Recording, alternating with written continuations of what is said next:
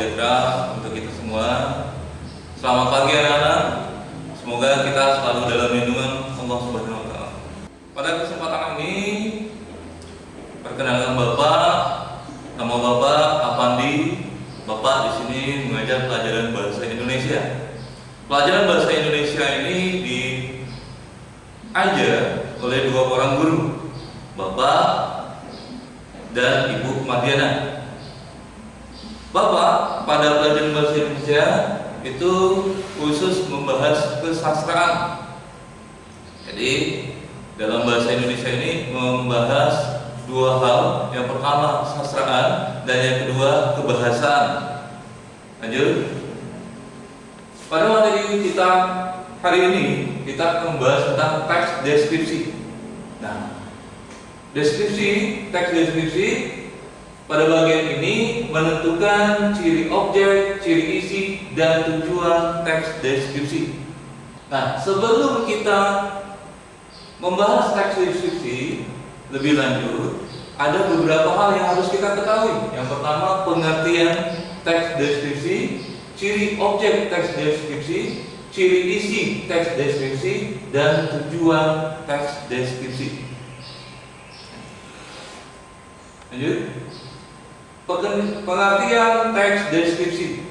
Menurut Kamus Besar Bahasa Indonesia, diartikan pemaparan penggambaran dengan kata-kata secara jelas dan terperinci.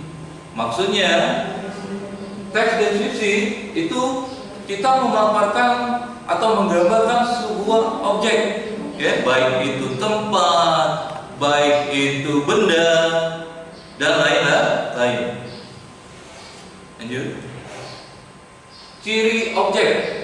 Nah, ciri objek pada teks deskripsi, biasanya objek yang disampaikan pada teks deskripsi bersifat khusus.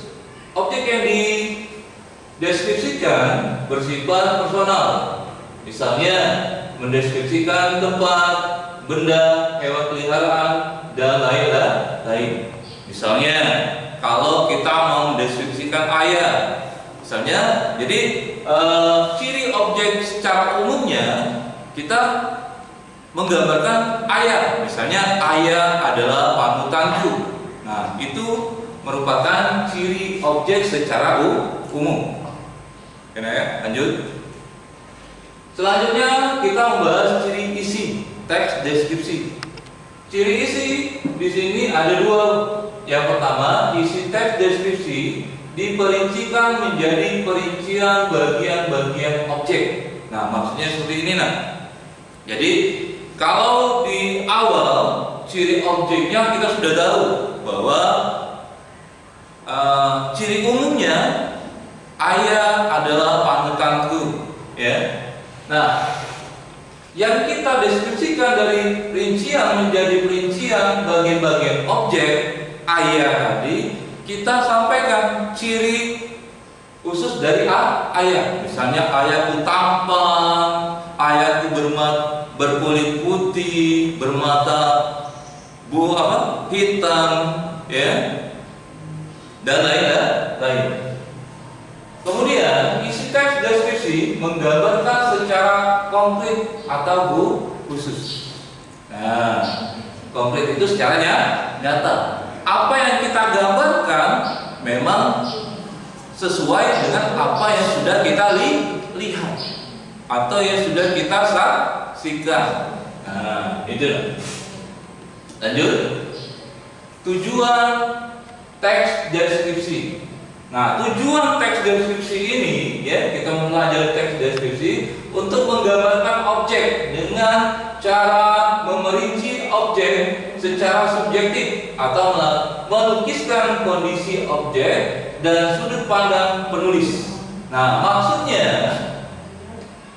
berarti sudut pandang penulis.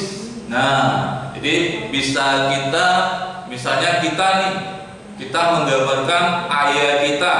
Nah, berarti kalau kita sudut pandang itu berkaitan dengan sudut pandang penyampaian kita terhadap teks deskripsi ini. Mau menggunakan sudut pandang orang pertama atau sudut pandang orang ketiga. Nah, kalau sudut pandang orang pertama, ya, itu kita seolah-olah ikut bercerita, ya, ikut diceritakan dalam teks deskripsi ini. Kalau sudut pandang orang ketiga, kita seolah-olah menceritakan pengalaman orang lain. Nah, kita dari pengalaman orang lain kita deskripsikan dalam sebuah teks deskripsi. Kemudian teks deskripsi bertujuan menggambarkan secara rinci suatu objek, suasana, dan perasaan sehingga pembaca seakan-akan melihat, mendengar, dan mengalami apa yang dideskripsikan. Nah, maksudnya, jadi teks deskripsi ini kita menggambarkan secara rinci objek tadi. Nah, objeknya ayah nih. Kita rincikan dari mulai ayah tadi, ya, ciri fisik ayah, tinggi, berkulit putih, ya, berambut hitam, bermuka oval, dan lain-lain. Kemudian suasana misalnya. Nah, suasana yang digambarkan misalnya dalam teks deskripsi, misalnya suasananya ayah ini pemarah. Kalau dia pemarah, suasana yang digambarkan dalam saat dia marah itu gimana dalam kehidupan sehari-hari. Nah, itu. Kemudian perasaan. Nah, perasaan yang digambarkan dalam teks deskripsi itu senang, ya, sedih, dan lain-lain. Nah, yang kita gambarkan misalnya tadi ayah adalah panutanku. Berarti yang kita gambarkan itu perasaan senang memiliki seorang ayah yang menjadi panutan kita, ya. Nah, jadi setelah kita melihat, mendengar, ya, sifat ayah, melihat perilaku ayah di kehidupan sehari-hari, ya. Nah, kita dapat membaca atau dapat menulis apa yang sudah kita lihat tadi, yang kita dengar dalam sebuah teks deskripsi. Bagaimana anak-anak? Sampai di sini, mudah-mudahan kalian bisa memahami apa yang sudah Bapak sampaikan. Demikianlah Bapak akhiri. Wassalamualaikum warahmatullahi wabarakatuh.